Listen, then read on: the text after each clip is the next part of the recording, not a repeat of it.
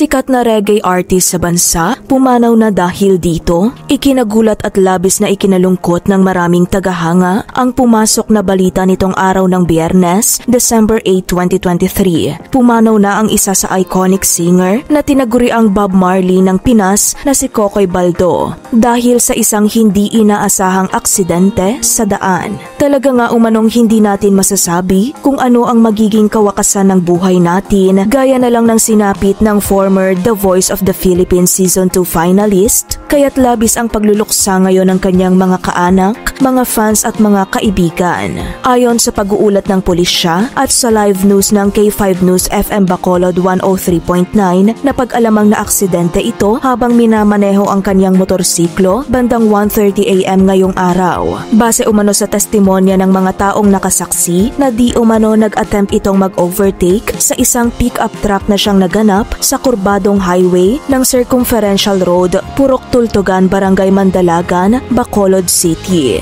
Pero sa kasamaang palad, isang truck na may sakay na sugarcane ang nakasunod sa pick-up. Kaya nang subukan umano ni Kokoy lagpasan ito, nawalan umano ng kontrol ang minamaneho nitong motorsiklo na siyang dahilan ng pagbagsak niya at pagka-slide sa ilalim mismo ng gulong ng truck. Ayon pa sa mga pag-uulat, dahil sa tindi ng impact, napuruhan ang head part nito na siyang nagresulta sa kalunos-lunos na kinahinatnan ng kanyang katawan. Gayunpaman, kasalukuyan pang iniimbestigahan kung sino nga ba ang responsable sa insidente. Voluntaryo rin umanong sumuko sa Bacolod City Police Station 3 ang naturang driver ng truck.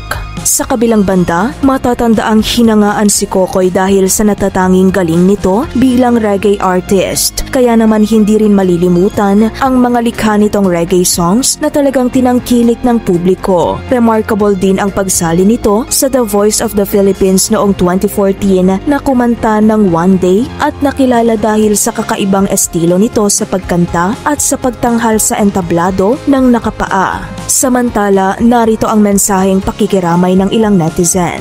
Rest in paradise, Kokoy Baldo. Di namin malilimutan ang mga nagawa mo sa larangan ng musika. Kumakantang nakapaa, grabe ganda ng boses. Iniyakan ni Sarah Gitoe, hirap siyang pumili noon. RIP. Sobrang daming ginawang reggae songs pa naman yan. Siya yung nakapaalang pag kumakanta. RIP Idol at condolence sa family. Ano ang mensahe mo sa pagpanaw ni Kokoy Baldo?